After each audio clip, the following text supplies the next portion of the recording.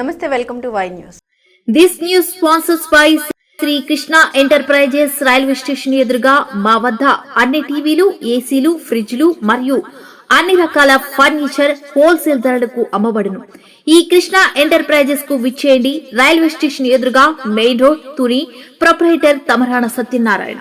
అనకాపల్లి జిల్లా నర్సీపట్నం పెద్ద చెరువు వద్ద ప్రతిష్టాత్మకంగా నిర్మించ తలపెట్టిన 108 అడుగుల శివ పార్వతుల సృష్టి క్షేత్రం విగ్రహాల ఏర్పాటుకు ఎదురవుతున్న ఆటంకాలు తొలగిపోవాలని కోరుతూ శ్రీ నూకాలమ్మ అమ్మవారి ఆలయంలో ప్రత్యేక పూజా కార్యక్రమాలు నిర్వహించారు. శాసనసభ స్పీకర్ చింతకల్ల అయ్యన్న పాత్రుడు సంకల్పంతో నర్సీపట్నం ప్రాంతాన్ని ఒక గొప్ప ఆధ్యాత్మిక పర్యాటక కేంద్రంగా తీర్చిదిద్దేందుకు గాను ఒక బృహత్తర ప్రాజెక్టును చేపట్టారు. ఈ కార్యక్రమాల్లో ఎటువంటి అడ్డంకులు కలగకూడదనే ఉద్దేశంతో దేవస్థాన చైర్మన్ కొర్రప్రోలు శ్రీనివాస్ ఆధ్వర్యంలో భక్తులు, టీడీపీ నాయకులు డప్పు వాయిద్యాల నడుమ పసుపు నీళ్ల బిందెలతో ఊరేగింపుగా ఆలయానికి చేరుకున్నారు. అనంతరం అమ్మవారికి పాలాభిషేకాలు, కుంకుమ పూజలు అత్యంత భక్తి శ్రద్ధలతో నిర్వహించారు.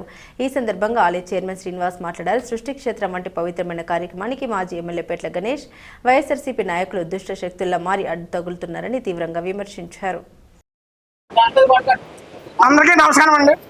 ఈరోజు మన నర్సీపట్నం మన గ్రామ దేవత అయిన నూకాల అమ్మవారి సన్నిధిలో అమ్మవారికి కుంకుమ పూజ, పాలాభిషేకం కూడా భక్తులందరూ వచ్చి చేశారండి. ఇది ఎందుకు చేసామంటే దాని వివరణ కూడా చెప్తాను. మన నర్సీపట్నం పెద్ద చెరువులో గౌరవనీయులైన స్పీకర్ గారు అయ్యన్న పాత్ర గారు, అలాగే విజయబాబు గారు, రాజేష్ బాబు గారు వారి ఆలోచనగా ఈ నర్సీపట్నాన్ని ఏ విధంగా డెవలప్మెంట్ చేయాలి అని ఆలోచించారండి. ఏమో భగవంతుడు వాళ్ళకి ఆలోచించారు. శివపార్వతుల విగ్రహం పెడదాం, మన చెరువులో బాగుంటుంది. 108 అడుగులు ప్రపంచ స్థాయిలో ఎక్కడా లేని విధంగా ప్రతి ఒక్కరు నర్సీపట్నం వైపు ఎత్తు చూడాలి అన్న ఉద్దేశంతో వాళ్ళు ఆలోచించారండి. అది ఆల్రెడీ మన కొన్ని నెలలో భూమి పూజ కూడా చేశారు. ఆల్రెడీ స్పీకర్ గారు 2-3 మీటింగ్లు చెప్పారు. విజయబాబు గారు కూడా 2-3 మీటింగ్లో ఆయన కూడా చెప్పారు ఇలా విగ్రహం పెడతాం అనేసి. ఆయన మొన్న టైంలో భూమి పూజ చేశారండి. ఇప్పుడు పనులు ప్రారంభిస్తే ఈ పెట్ల గణేష్ మాజీ ఎమ్మెల్యే అంటే ఆయన వచ్చి స్టేజ్ వచ్చిందండి. చెరువులో కట్టకూడదు, చెరువులో కడతాట పార్వతీ పరమేశ్వర నీళ్ళు తాగేస్తాడు, చెరువు ఎండిపోతాడు.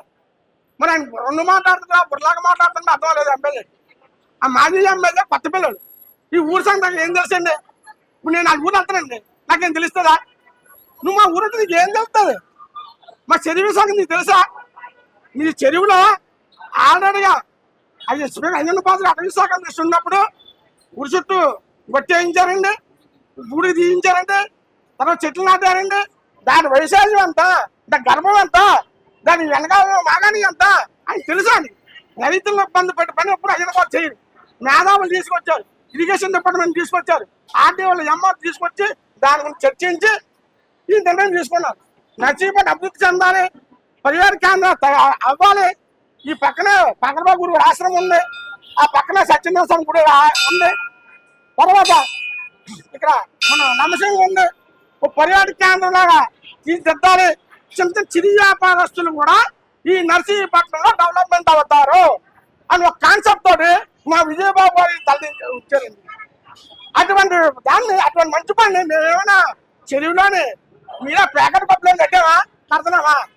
ఒక దైవ సంకల్పం, ఊరు డెవలప్మెంట్ అవ్వాలి, మా గ్రామ ప్రాంతం బాగుండాలి అని అయ్యన్న పాలు అన్ని విధాలుగా ఆలోచించి ఈ నిర్ణయం తీసుకుంటే నువ్వు మావిగాన్ని వైసీపీ ప్లాన్ వేసి మా వాడు ఇచ్చాడు, మా షిఫ్ట్ ఇచ్చాడు, షిఫ్ట్ చదివేస్తాను. నేను షిఫ్ట్ పెట్టి చదవడం కాదు, మనసులోంచి రావాలి. మాట్లాడాలంటేనే మనసులోంచి మాట్లాడాలి. నువ్వు నర్సీపట్నం మనోభావం దెబ్బతీస్తున్నావు.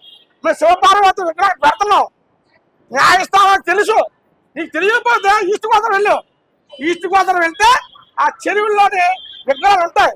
ఆంజనేయ స్వామి ఉంటారు, కృష్ణుడు ఉంటారు, అందరూ ఉంటారు, కింద మాగాని ఉంటారు, భూములు ఉంటాయి. అన్ని చూసా మేము ఆలోచించి ఈ నర్సీపట్నం మంచి పేరు ప్రతిష్ట తేవాలని శివపార్వతి విగ్రహం ప్రతిష్ట చేస్తున్నామండి. దయచేసి గ్రామ పెద్దలందరూ కూడా సహకరించారు. ఎవడో పనికి మాలాలు తీసుకొచ్చి దీని మీద స్టేజ్ వచ్చి పనికి మాలాడు ఎమ్మెల్యే, నువ్వు మాజీ ఎమ్మెల్యే కాబట్టి అప్పుడు గతంలో చాలా ఇబ్బంది పెట్టు అందుకు చెయ్యన్నారు. దయచేసి మీకు తెలిస్తే మాకు సహకరించు, తెలియకుండా రోడ్డు కూర్చో. అంతేగాని నువ్వు మేము చేసిన ప్రతి పనులను కూడా నువ్వు ఆటకు వేస్తే మాత్రం ఆ శివపార్వతిని శిక్షిస్తారు. ఓం నమ శివాయ. ఓం నమ శివాయ.